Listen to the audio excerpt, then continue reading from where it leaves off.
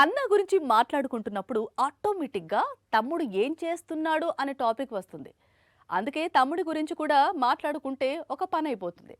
సూర్య 3 భాషల్లో సినిమాలు చేస్తుంటే కార్తీ కూడా అదే ప్లాన్ చేస్తున్నాడు, కానీ పాపం కార్తీకి కుదరటం లేదు.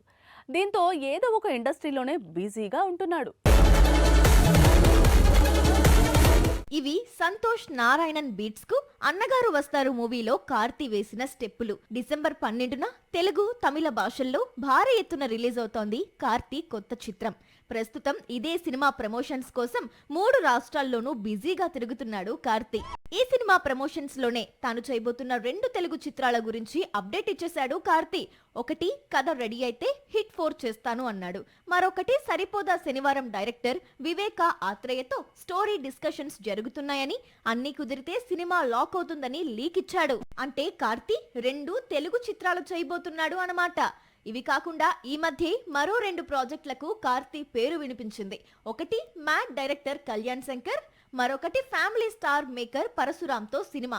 ఇవి కూడా లాక్ అయితే 2026 మొత్తం కూడా కార్తీ టాలీవుడ్ కు లాక్ అవుతాడు.